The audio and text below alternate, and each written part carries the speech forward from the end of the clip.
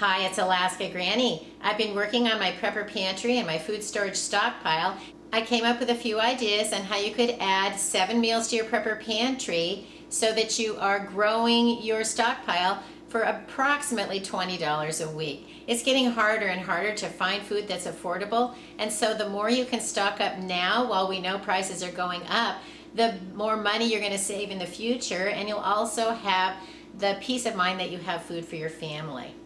So here are a few suggestions. The first one is, how about a breakfast for a week? You could buy a box of oatmeal, maybe some raisins or craisins. That's how I like to serve it. And then along with that, you could buy the beverages that you enjoy serving for breakfast. Maybe you like hot chocolate, maybe you like coffee, maybe you like tea or Tang.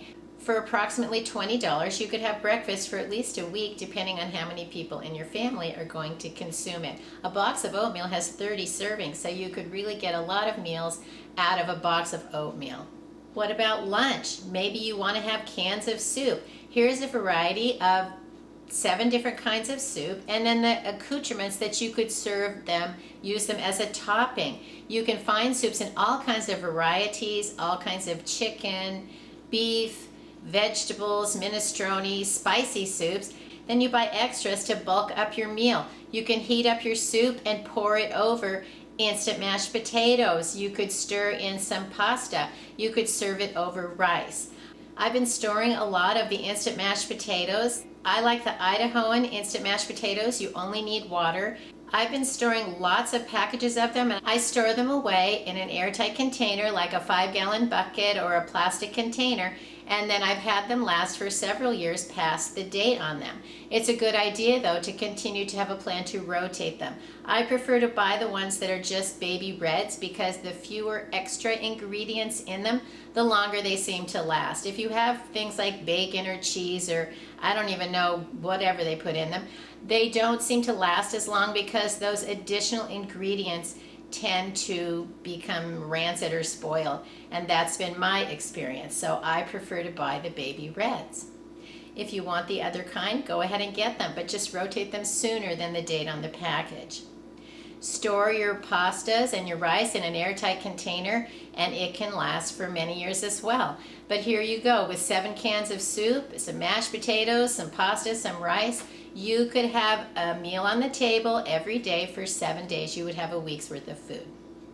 How about the Knorr sides? You can have pasta sides. You can also find them in rice sides, and they come in all different flavors. You can get butter and herb, pesto, creamy chicken, red beans and rice, teriyaki. Look through the variety at the store, find flavors that you enjoy. Look for some that have pasta, some that have rice. And I discovered they don't put them together in the market. They put the Knorr pastas on the pasta aisle and they put the Knorr rice on the rice aisle. So sometimes you may think they don't have as many of a variety, and they do. You just have to look for them in 2 different places. Then you can get the small cans of meat. You used to be able to get a small can of meat for about $1, but that's getting to be harder and harder. Just like you used to be able to get the Knorr sides for $1, and now I think they're $1.32 or $38 or something. So it's getting harder to buy food that you could have a meal every day for $20, but you can keep trying. Add some extra vegetables. Maybe you even want to add some spicy tomatoes into some red beans and rice, and then you can have a bigger, better, fuller meal.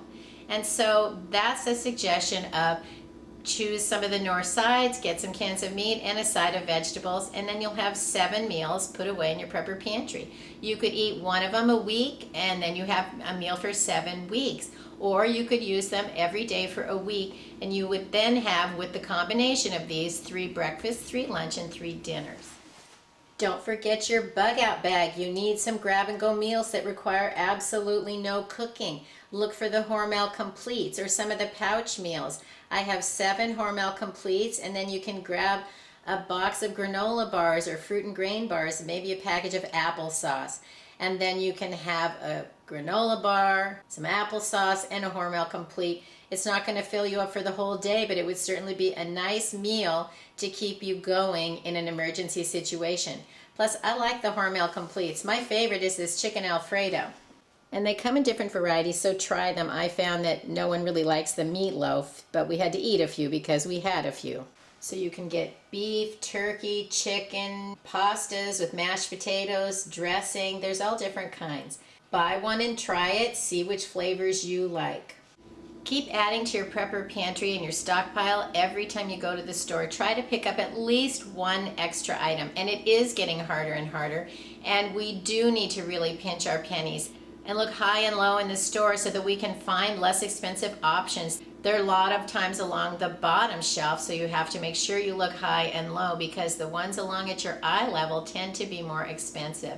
It's also becoming more complicated because when you go to the store, sometimes either the price is missing or when you go to ring it rings up at a different price because the stores are short-handed. They don't have time to be replacing all of the prices and updating them in a timely manner so that we know how much we're paying. So you really need to pay attention. And if you find that something, so watch when your food is being rung up. If it rings up and it's too expensive, you can't afford it, you can say, hold it, that's supposed to be 55 cents and it rang up at $1.98. And then you can always say, I'm sorry, I'm not gonna pay that, you need to take it out. We can't blame the clerks and the checkers because they are just doing what they're told and they are scanning things, and it's the computer and the people above them who are programming the computers who are determining the price. And so you can't get mad at the clerk. They're doing the best they can.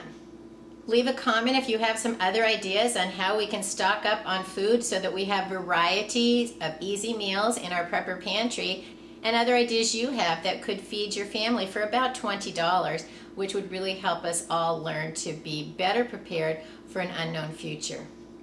If you enjoyed my video, I hope you'll share it with someone else you think might like it. Please subscribe to the Alaska Granny channel.